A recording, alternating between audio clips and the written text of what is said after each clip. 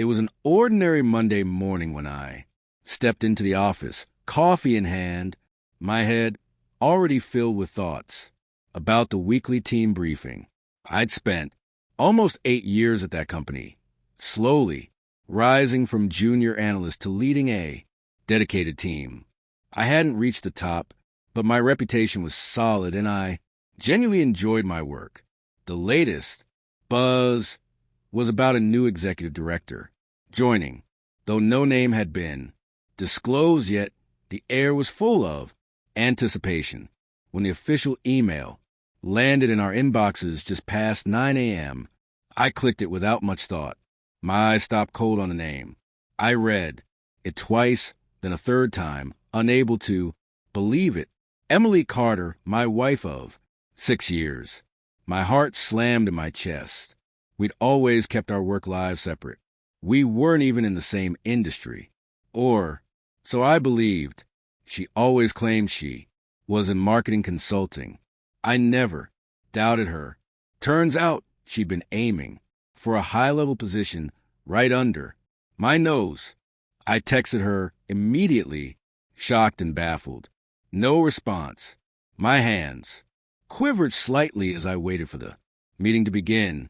People around me whispered about the new boss. Some were curious, some nervous. I just sat there, my thoughts spiraling. At exactly 10 o'clock, Emily strode into the conference room, heels clicking with purpose against the floor.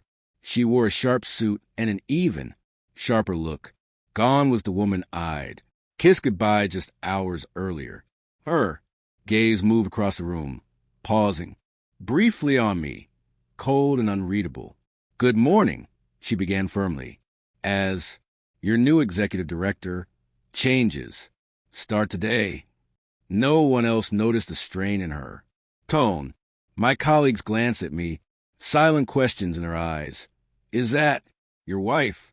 I gave a slight nod. Confusion crossed their faces. As the meeting unfolded, she outlined massive restructuring plans, team shifts, new goals, faster growth. Then she paused, locked eyes with me, and said, "As part of our alignment efforts, a few roles are being eliminated." She motioned to HR, who handed her a folder. "Mr. David Carter, your employment is terminated, effective immediately." Silence slammed down on the room. I blinked, stunned. Eyes turned toward me, wide with shock and sympathy. I stood slowly, emotions boiling beneath my calm face. "Can we speak privately?" I asked, voice firm. "I've said all that needs to be said." She replied, her tone ice cold. "Security will escort you out." She turned away, not as a wife, not as someone I once held through hard nights, but like I was just a name on a chart.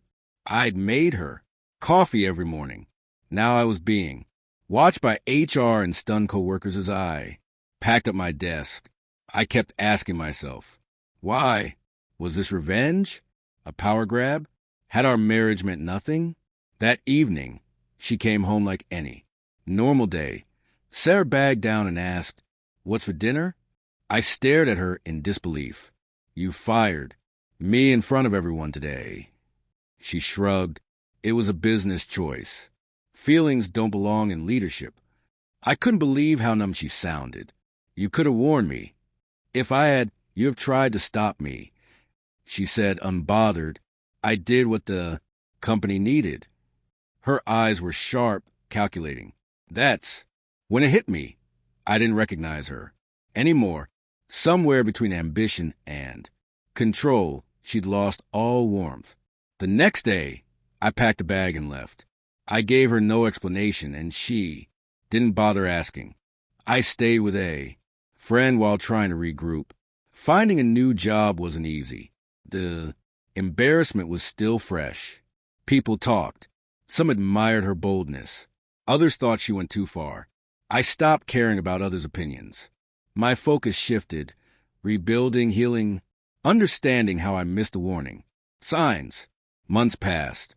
I landed a position at a smaller company, away from office drama. The salary was lower, but the peace was priceless. Emily eventually reached out, not to say sorry, but to justify. "You were in the way," she said. "I needed to lead without compromise. You wouldn't have allowed that." She was wrong.